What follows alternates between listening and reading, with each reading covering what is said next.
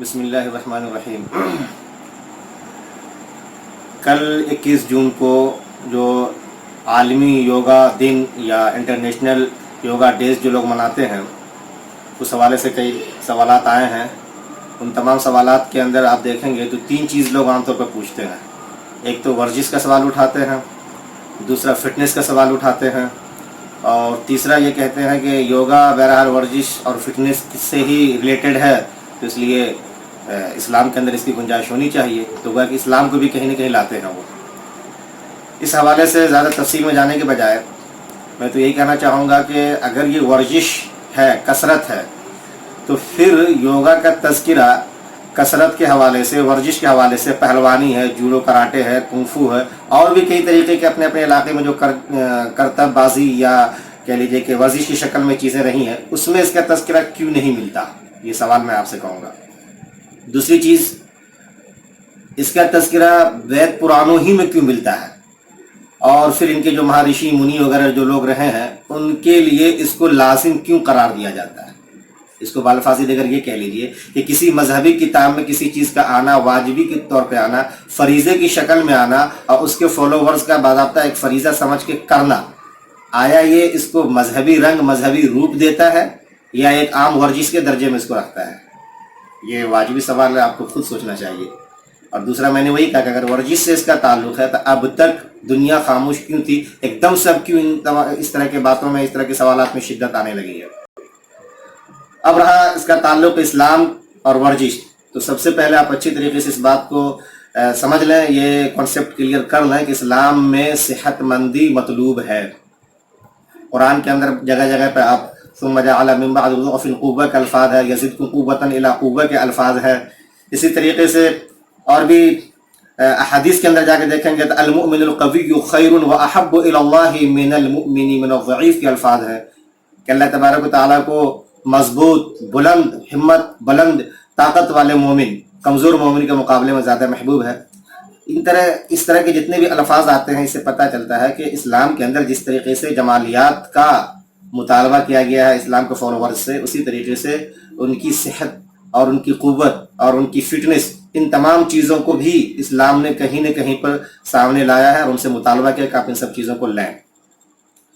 تو اس لیے اس میں کوئی دو رائے نہیں ہے کہ آپ ورزش کریں، کثرت کریں، کھل کے کریں، لیکن کسی مذہبی چیز کو لے کر کے کرنا، یہ اپنے آپ میں آپ کو خود سوال کے دائرے میں کھڑا کر دے گا کہ آپ کہیں غیروں سے متاثر ہو کر کے ان کے شاعر اور ان کے جو مذاہب کی چیزیں ہیں اس کو تو نہیں اپنا رہے ہیں آپ۔ اور رہ گیا مسئلہ یہ کہ جو لوگ کہتے ہیں کہ بھائی یوگا میں نمسکار ہے، سوریہ نمسکار، اس کو نکال دیجئے، فلاں قسم کا آسن اس کو نکال دیجئے، تو بس پھر جو ہے کہہ لیجئے کہ ایک طریقے کا ورزش ہی رہ جاتا ہے۔ یہ اس سے تو اسلام انکار نہیں کرتا۔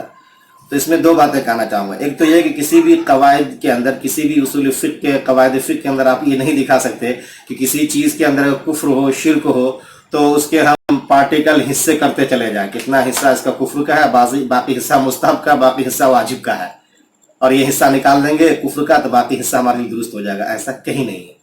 قدامہ بن مظعون جو بحرین کے گورنر مقرر کیے گئے تھے، حضرت جارود نے حضرت عمر فاروق کی خدمت میں ان کی شراب نوشی کی شکایت کی، پھر حضرت ابو ہریرہ اور ان کی بیوی کے ذریعے سے تفتیش و تحقیق کروائی گئی، اور پھر بعد میں حضرت قدامہ بن مظعون نے خود تعویل کی کہ اگر میں نے پی بھی لی ہے تو قرآن نے خود کہا ہے الیس علی الذین آمنوا وعملوا الصالحات فیما جناح کے الفاظ جو آئے ہیں وہاں پر، اور پھر پوری آیت ثم الذین اتقوا وآمنوا ثم الذین اتقوا واحسنوا کے جو الفاظ آئے ہیں، ان تمام کے بعد یا ایھا الذین آمنوا لیبلونکم اللہ بشیء من الصید تنال ایدیکم ورماحکم لیعلم اللہ من یخافہ بالغیب فمن اعتدی بعد ذلک فلہ عذاب علیم۔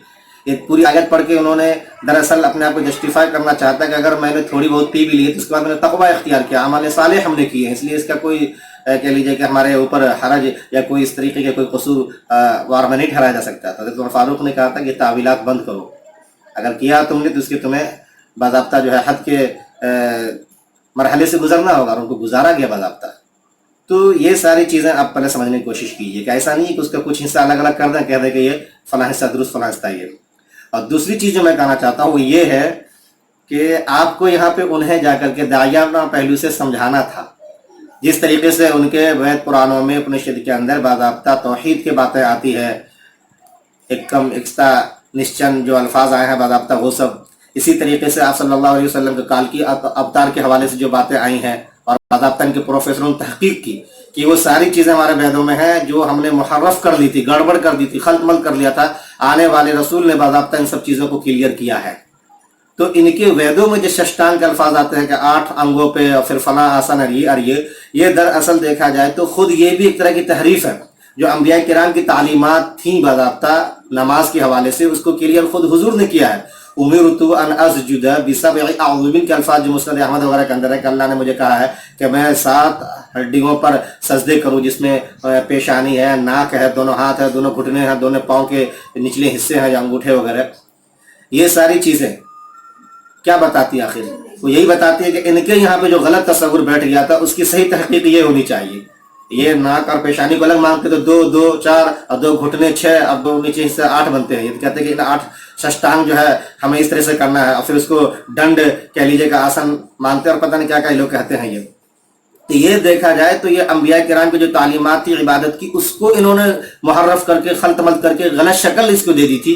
हमारा काम ये होना चाहिए था कि हम दायाना पहलू से जाकर बताते कि देखो तौहीद को जिस तरह तुमने गड़बड़ किया, हालांकि तुम्हारे किताब में ये है, तुमने नबी का तस्वुर गड़बड़ कर लिया जबकि उसका आखिरी नबी या लास्ट प्रोफेट का तस्वुर असल ये है। इसी तरीके से ये जो तुम योगा वगैरह करते हो बाज़ाब्ता और लोगों को समझाने के लिए वर्जिश कह देते हो और असलन तुम्हारे वेद पुराण में लाजिम है तुम्हारे पंडितों के ऊपर एक इबादत के तौर पे, वो असलन ये था जिसको नबी करीम सल्लल्लाहु अलैहि वसल्लम ने इस अंदाज से बताया है। ये तो हम बजाय उसको बताने के हम मरूब होकर के उन्हीं को जस्टिफाई करने लगे, उसी में जवाज़ तावीलात का सहारा लेने लगे। ये बहुत ही बेहुदा बातें हैं ये।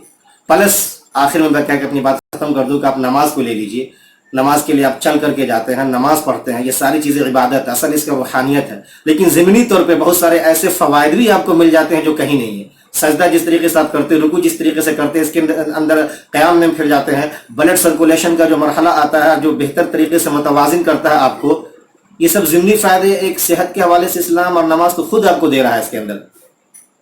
और मैंने कहता हूँ कि इस मकसद से आप नमाज पढ़ें, नहीं, ये ज़िमनी फ़ायदा है आपको, यानी कि साइड बेनिफिट आपको ये मिल रहा है। जैसे आपने घर बनाया, खिड़की खोली अजान के लिए, लेकिन हवा आती है आप उसका फायदा उठाते हैं। गाय जानवर आप लाते हैं दूध लेने के लिए, लेकिन गोबर भी साथ में आपको चीज़ देती है। तो असल तो इबादत और रूहानियत का पहलू है, लेकिन साथ में साइड बेनिफिट आपको ये भी मिल जाता है। तो आपके पास जब ये सारी चीज़ें हैं तो फिर आप उधर क्यों जाते हो? प्लस वर्जिश की शक्ल में कुछ अगर करना है आपको, चाहे वो षष्टांग के आसन के हवाले से हो या योग के अंदर ध्यान के हवाले से हो, वो सारी चीज़ें आप वर्जिश का जो करना चाहते हैं करें, लेकिन इससे गुरेज करें जो उनके मजहबी फरीज़े की शक्ल में जारी है।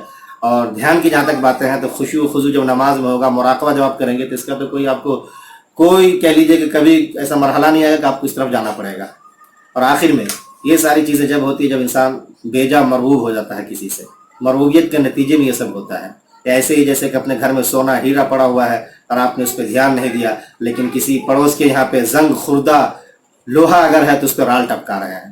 आपके यहाँ सारी चीज़ें सीरत के अंदर, कुरान के अंदर, आपकी इबादत के अंदर सारी पहलू रूहानी, जिस्मानी, ज़ाहिरी, बातनी है, उस पर ध्यान नहीं जाता।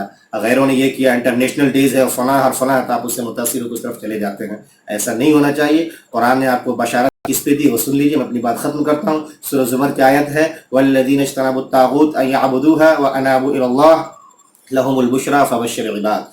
तो जो इन जैसे तागूतों की इबादत से, इनके तरीक़ेकार और तरीक़े कह लीजिए कि जो पूजा पाठ है इनसे बचे रहे और अल्लाह की तरफ जाकर उन्होंने अपने आप को लगा रुजू किया, तो ऐसे लोगों के लिए खुशखबरी इस दुनिया में भी है। और फिर नबी से कहा, अगर फबश्शिर इबाद, मेरे ऐसे बंदों को खुशखबरी सुना दीजिए। तो इन जैसी चीज़ों से आप बचें। असल जो अल्लाह की तरफ इबादत का मरहला है नमाज की शक्ल में है, वो आप लें, साथ बेनिफिट आपको वो सारी चीज़ें मिल जाएंगी फिटनेस के हवाले से।